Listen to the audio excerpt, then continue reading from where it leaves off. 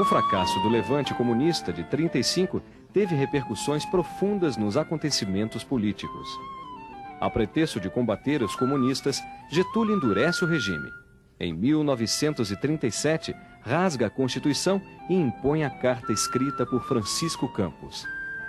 O Congresso é fechado e as liberdades fundamentais são suspensas. O Estado Novo interrompe, por quase uma década, a democracia no país. Abolimos as bandeiras e escudos estaduais e municipais, os hinos regionais e os partidos políticos. Tudo isso se fez visando consolidar a unidade política e social do Brasil, em uma época em que tais medidas pareciam temerárias.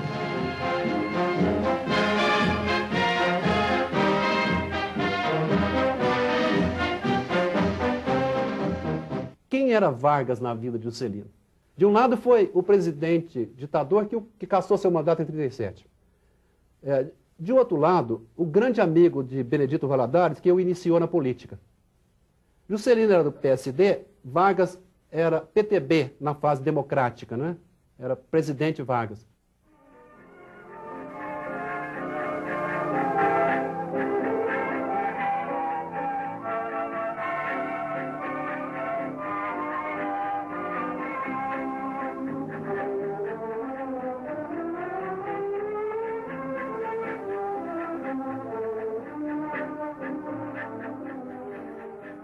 Em 40, ele é nomeado prefeito de Belo Horizonte e balança a cidade, sacode a cidade.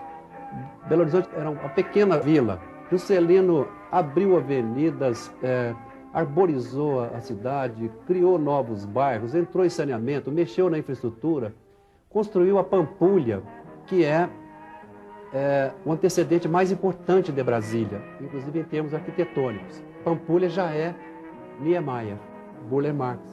Pampulha é JK.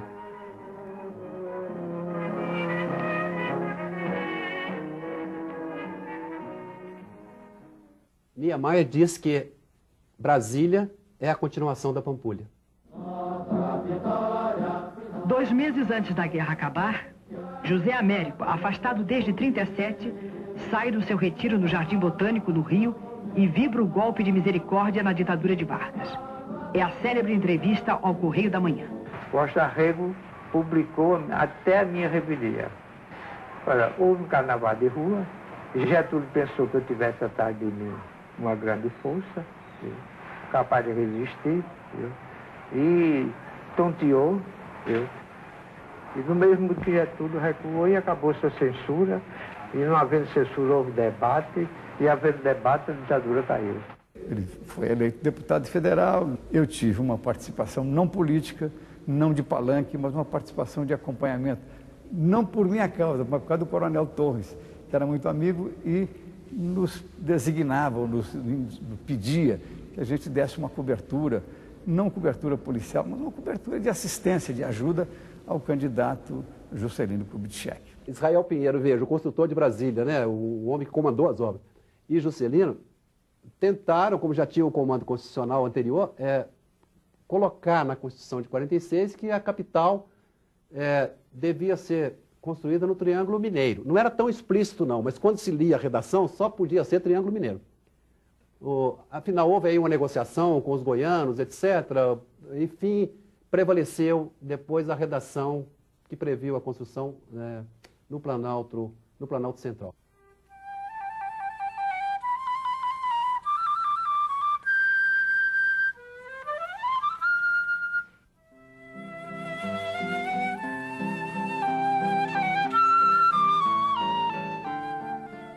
Juscelino elege-se governador de Minas e faz em Minas o que ele faz depois no Brasil. Balança de novo, quer dizer, energia e transporte, eletrifica Minas Gerais, estrada para todo lado, obra sem parar, dentro de avião o tempo todo, fiscalizando, se matando, entendeu? Todos os dias, fim de semana incluídos. Trabalhava como um louco. Eu acho que neste país terá havido poucas pessoas com a energia de Juscelino. É a hora hora de acabarmos com o colonialismo econômico que perdura ainda em Minas Gerais mais de um século depois da independência.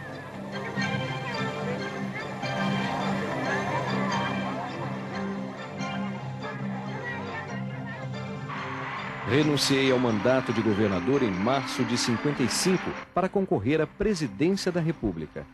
A Praça da Liberdade virou um mar de gente gritando: "Viva o futuro presidente da República!"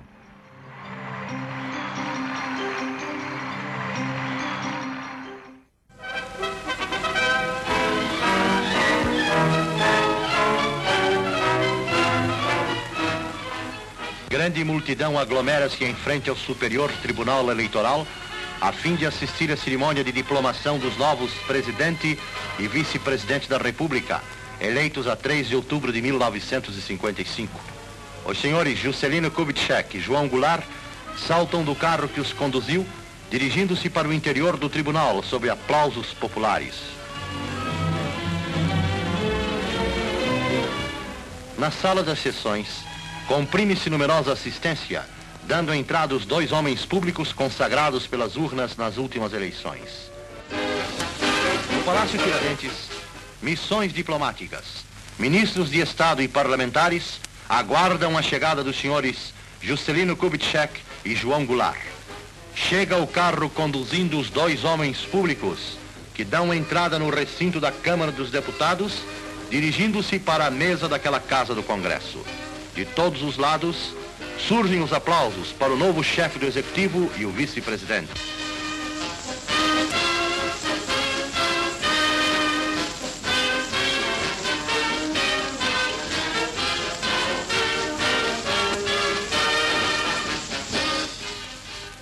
O senhor Juscelino Kubitschek presta o juramento de manter, defender e cumprir a Constituição da República, observar suas leis, promover o bem geral do Brasil, sustentar-lhe a união, a integridade e a independência. Ele foi eleito em outubro de 55, né, com 36% dos votos válidos, né? Derrotou Juarez Távora e Adhemar de Barros, né?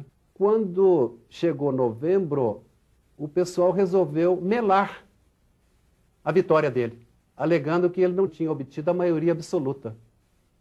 Mas a legislação não exigia maioria absoluta. Se meu lote aí garantir com firmeza, o golpe de Estado está preparado para ele não assumir? Comparecem os senhores doutores Juscelino Kubitschek de Oliveira e João Melchior Marques Goulart, e nos termos do artigo 83 da Constituição Federal, foram solenemente empossados nos cargos, respectivamente, de Presidente e Vice-Presidente da República.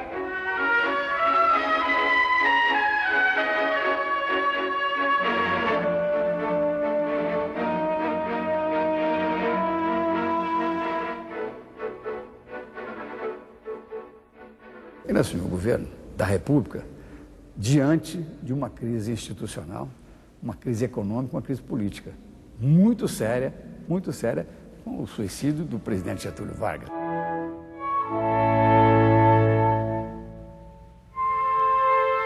Do que devo nesse momento falar é de sua morte.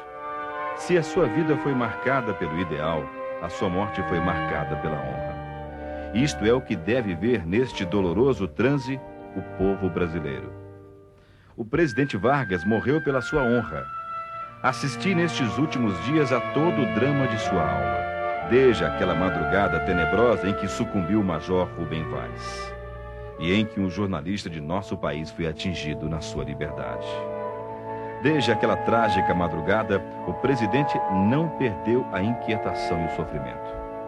Disse-me a certa altura que os seus maiores inimigos já eram os autores do atentado da Rua Toneleiros. Quando às 2 horas da tarde conversávamos pela última vez, disse-me ele que a questão de ficar no governo era secundária. A questão era defender a sua honra.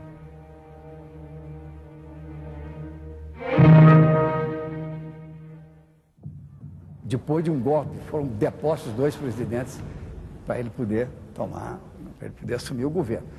Então era uma crise terrível.